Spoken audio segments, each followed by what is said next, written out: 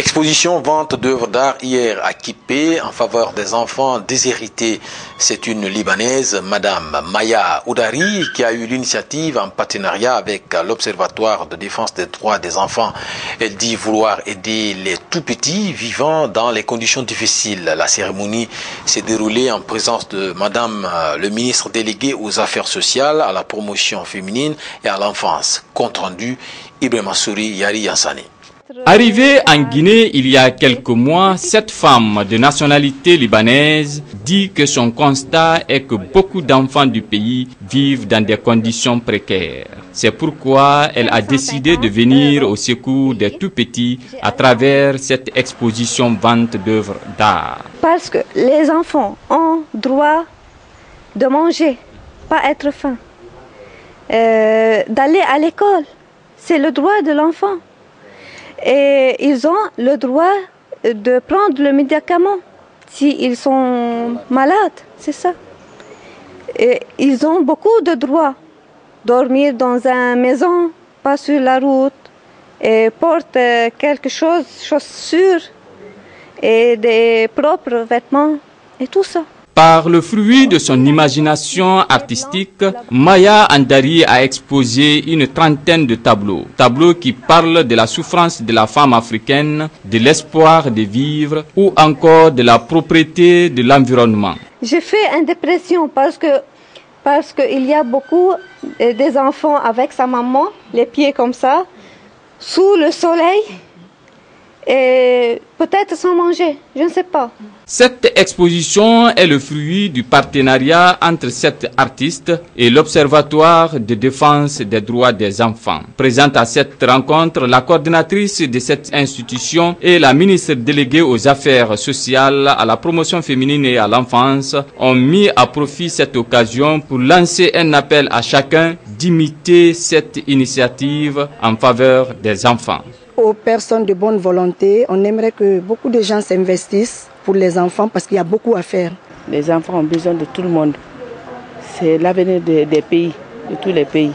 Et celui de la Guinée, nous comptons sur ces enfants-là pour notre relève. Cet appel a été partagé par ces nombreux invités venus pour la circonstance. L'Association des jeunes pour la solidarité et l'ONG Cherche for Common Ground s'engagent à la culture de la non-violence aux jeunes.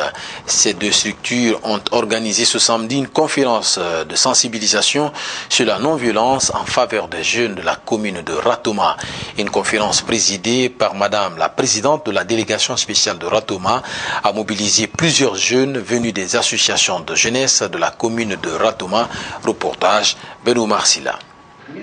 C'est une conférence qui vise à initier les jeunes à la recherche des solutions aux conflits par le dialogue et non par la violence. Elle a mobilisé dans cette salle de la Maison des jeunes de Taouya plusieurs jeunes chefs de quartier et les membres de la délégation spéciale de la commune de Ratoma. La conférence qui nous réunit ici ce matin s'inscrit dans le cadre du plan d'action opérationnel de notre association, notre volonté de contribuer efficacement au renforcement de la capacité institutionnelle et opérationnelle des structures des jeunes et de leurs leaders. Quant à la recherche de solutions aux conflits par le dialogue et non la violence sous toutes ses formes. La violence devenue monnaie courante dans le milieu juvénile a retenu l'attention de l'Association des jeunes pour la solidarité et l'ONG Cherche for Common Ground, dont le souci est de préserver un climat de paix dans le pays à travers un esprit de solidarité entre les couches sociales. La délégation communale s'est engagée à soutenir leurs activités. Je vous invite à faire du sérieux dans le travail, débarrasser de toute démagogie. La délégation spéciale ne ménagera aucun effort pour soutenir les activités de la jeunesse. Le conférencier a tout d'abord indiqué quelques sources de conflits avant d'expliquer les méthodes à suivre pour résoudre un conflit. Le conflit, pour le comprendre, il faut savoir d'abord que quand il y a conflit, on ne se lance pas là-dedans. C'est pourquoi ça dit qu'il faut avoir la maîtrise de soi, il faut être à l'écoute pour savoir la source, être un bon communicateur, être tout.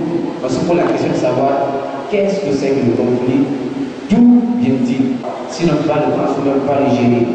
Chacun des participants sort de cette conférence réconforté et compte vulgariser les leçons apprises pour que désormais la recherche de la paix par le dialogue soit un leitmotiv pour chacun et pour tous. Je suis très heureux de cette activité qui permet aux jeunes de ne pas faire recours à la violence. Et bien, à la sortie de cette conférence, je pense bien que je peux sensibiliser moi aussi d'autres personnes qui n'ont pas pu assister à cette conférence, parce qu'à travers tout ce qu'ils ont dit ici, la non-violence, la violence, les conflits entre les gens, ça pourrait m'aider à ne pas me lancer dans ce genre de trucs. À rappeler qu'en dehors de cette activité, l'AJS a réalisé sur fonds propres des projets, notamment des dons de matériel et de vivres à 3 écoles primaires et au centre médical communal de Ratoma.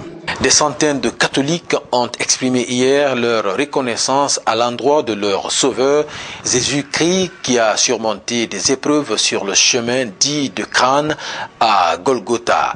À travers une marche pour la pénitence, ils ont formulé des prières pour la paix et la réconciliation du peuple de Guinée. Mfali Guilavogui, reportage. C'est à 13h que les fidèles catholiques venus des 20 paroisses de la capitale se sont rassemblés ici à l'église Saint-Michel de Koléa. Au cours de la procession, ils ont bravé le soleil ardent et la chaleur étouffante pour exprimer leur compassion en souvenir aux épreuves que Jésus-Christ a endurées sur la croix, sur le chemin de Golgotha pour sauver l'homme. Cette marche dite pénitentielle est organisée habituellement les vendredis avant la fête des rameaux. Elle permet aussi et surtout aux fidèles catholiques de se rapprocher de Jésus-Christ et de se recueillir pour vivre éternellement. Ce vendredi, la marche qui a conduit les fidèles dans les jardins de l'archevêché de Conakry est partie de l'église Saint-Michel.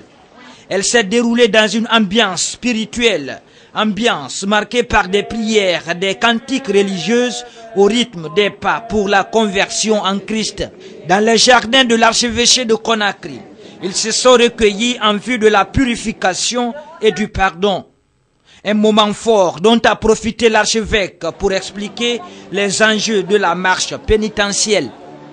Le carême est le temps où nous mettons nos pas dans les pas du Christ pour nous unir davantage à lui dans sa passion, sa mort et sa résurrection. Le carême chrétien, selon l'archevêque de Conakry, est un temps de conversion et de purification. Il a appelé les fidèles à profiter de cette marche en ce mois de carême catholique pour passer de la perversion à la conversion des cœurs. Il s'agit aujourd'hui, pour notre monde malade, d'apprendre à s'ouvrir à la charité.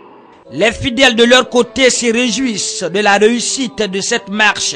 Ils s'engagent à se purifier en renonçant à tout comportement égoïste. Une grande force pour toute la communauté chrétienne de se rassembler comme ça et c'est ce qui va faire grandir notre foi. C'est sous une note de satisfaction que la marche pénitentielle a pris fin.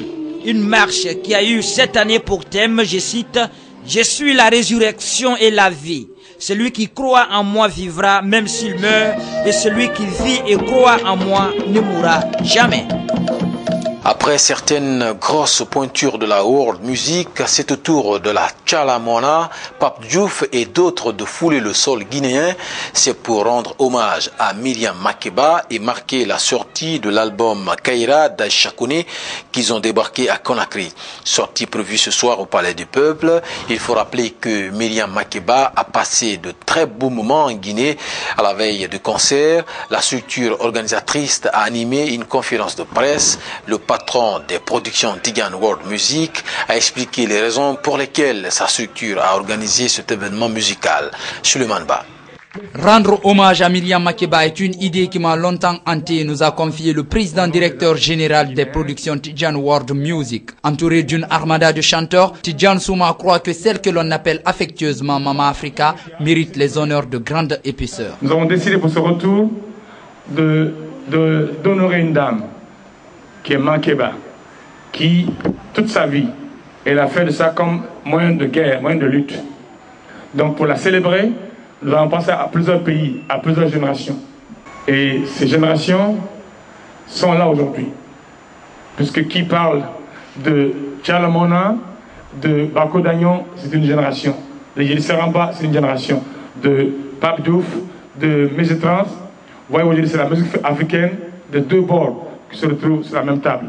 Myriam Makeba n'a jamais baissé les bras dans sa lutte contre l'apartheid, une discrimination raciale qui minait son pays, l'Afrique du Sud. Son action, son engagement et son talent musical ont servi de modèle pour de nombreux artistes africains, dont Aïcha Koné. Désormais, cette dernière dans l'écurie des productions Tidjane World Music, qui se propose aussi de manager des artistes, particulièrement les Guinéens. Aujourd'hui, Tidjane World Music a eu l'accord de 30 groupes guinéens. C'est un record. On dira peut-être c'est trop, mais la tâche est tellement grande que si on ne fait pas ça, la musique guinéenne va disparaître dans le monde. Les gens vont tourner dans les boîtes de nuit, dans les petits clubs, entre 2 ou 3 Guinéens à l'étranger. Après, ils vont dire que la Guinée tourne, que la Guinée brille. C'est faux. Les productions Tidjane World Music ont peiné pour loger ces artistes invités, a déclaré le patron de la structure. Selon lui, les entreprises guinéennes doivent accompagner la culture, ne serait-ce qu'un soutien moral comme le fait l'État guinéen, a-t-il ajouté. Celle dont le nouvel opus doit paraître ce 31 mars, Aïcha Koné dit être fière et réconfortée de partager le même plateau que Bako Dagnon, Tchala Mouana et Djeli Saramba Kouyati. Je suis heureuse de me retrouver parmi mes amis qui ont accepté de venir faire un échange sur un même plateau de différentes cultures, selon nos différents pays aussi. Ça me fait vraiment plaisir. Et puis rendre un hommage à Myriam Makeba, être entourée de mes sœurs, des autres chanteuses, je crois qu'on ne pouvait pas demander mieux. Dans cet album intitulé Kaira, Aïcha Koné parle essentiellement de la reconnaissance et de la paix. Ces chansons-là sont beaucoup plus basées sur des faits de reconnaissance. Parce que la vie elle-même doit être basée sur ça. La reconnaissance, le bienfait de l'autre et puis l'amour du prochain. Parce qu'actuellement, nous en avons besoin en Afrique où il y a trop de guerres, de divisions. Le rendez-vous est pris pour ce samedi au Palais du Peuple. À en croire Tidjane Souma, toutes les conditions sont réunies pour que l'événement se déroule convenablement. Cette conférence de presse a été rehaussée de la présence de Robert Brazza d'Africa numéro 1 et d'Hortense Assaga d'Africa 24. Celle-ci nous a livré ses sentiments par rapport aux artistes concernés et son regard sur la musique guinéenne. Hortense est au micro de Suleiman Ba. Heureuse d'être là aussi, surtout pour célébrer de grandes dames, Myriam Makeba d'une part, qui nous a quittés, et puis la magnifique Aïcha Koné qui fête ses 30 ans de carrière. Donc c'est vraiment un plaisir pour moi que d'être ici et aussi d'être en contact avec la culture et la société guinéenne. J'aime beaucoup la musique guinéenne et c'est vrai qu'on pourrait déplorer qu'elle soit pas très exportée. Donc ce serait bien qu'elle soit un peu encore plus connue, mais c'est vrai que non, mais la Guinée est un pays d'artistes et d'artistes talentueux. Disport dans ce journal, un commissaire de la FIFA, la Fédération internationale du football association, est en Guinée. C'est pour s'assurer de l'effectivité de toutes les commodités requises pour l'homologation du nouveau stade de Nongo. Ce samedi, le commissaire de la FIFA a visité le 10 stade. Il était accompagné par des membres de la Fédération guinéenne de football et du directeur du stade de Nongo. Reportage Billy Nankou-Mankonde. Une équipe de la FIFA, dirigée par le Malien Suleiman Magasuba, a inspecté ce samedi le stade de l'Unité à Nongo. Cette visite fait suite au souhait exprimé par la Fédération guinéenne de football auprès de la FIFA de jouer le 10 juin prochain le match Guinée-Égypte sur le 10 stade. Un match qui entre dans le cadre des éliminatoires de la Coupe du Monde 2014. La mission principale qui est assignée à cet inspecteur qui est venu pour voir comment le stade se situe et si demain il peut être fonctionnel. Je pense qu'après cette visite-là, il peut être fier, comme nous autres Guinéens pouvons être fiers de l'infrastructure que nous avons. Les toilettes, les vestiaires, les salles de massage, la pelouse, les gradins ont tous été inspectés par le commissaire de la FIFA. À la fin de la visite, Suleiman Magasuba s'est concerté avec les autorités du stade et du football guinéen. Il a été arrêté que pour homologuer le stade de l'Unité de Nongo, il faudrait que la partie guinéenne fasse la clôture, fasse les terrassements pour les parkings, fasse les toilettes publiques. Ça, c'est des conditions pas négociables. Le lundi 2 avril 2012, Suleiman Magasuba fera son rapport à la FIFA qui, à son tour, prendra une décision 2 jours après. Mais pour l'homologation du stade de l'Unité par la FIFA, la construction de la clôture du stade, la construction des toilettes publiques, le terrassement du parking restent des conditions non négociables. Enfin, cette page noire, quelques jours après son décès à Paris, le corps de Fodé Souma, affectueusement appelé Ariana Fodé, a été exposé ce samedi au Palais du Peuple.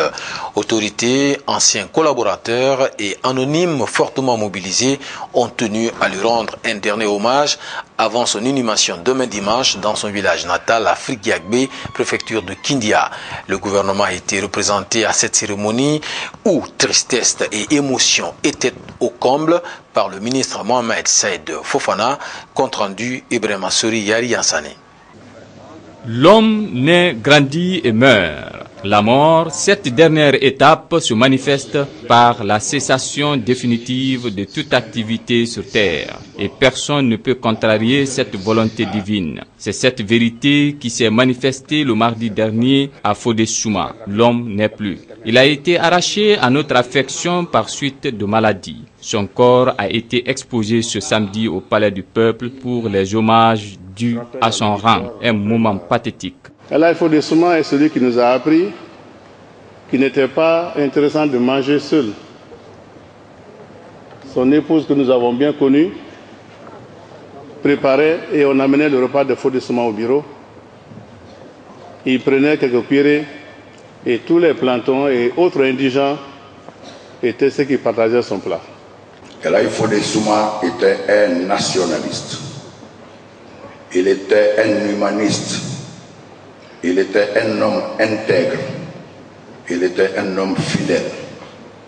C'est pourquoi, au sortir du premier colloque sur la pensée politique et philosophique du général Lansana Conté à Cancan, au 10e anniversaire du parti qu'il a dirigé avec engagement comme parrain, il fut reconduit parrain national pour le lancement de la campagne du PUP pour les législatives. Couché dans un silence total, Fodé Souma a été vice-gouverneur de la Banque centrale, ancien ministre de la Jeunesse, parrain national du PUP, puis ministre conseiller à la présidence, dernier poste qu'il a occupé aux côtés du professeur Alpha Condé. Appelé Ariana Fodé, ses proches et collaborateurs estiment qu'il est un homme de paradis. Arrêtons de nous interroger parce que nous devons avoir la certitude qu'une bonne action est récompensée par le bonheur, ici et dans l'au-delà, dans l'éternité de la paix de Dieu. À sa famille, je voudrais surtout m'adresser à sa maman. Haya Munga, Haya Ma. Elisabari, Allah dit faille finalement. Haya, et Mamadi Neira. Né en 1953, Fodé Souma regagnera sa dernière demeure ce dimanche dans son village natal de Frigiagbe, village qu'il a tant aimé. Il laisse derrière lui 2 veuves, 8 enfants, dont 3 filles. Que la terre lui soit légère. Amen. C'est la fin de ce journal. Merci de nous avoir accordé votre attention. Merci également aux équipes techniques et rédactionnelles qui m'ont aidé à vous le présenter. Restez fidèles à Évasion Guinée et bonsoir chez vous.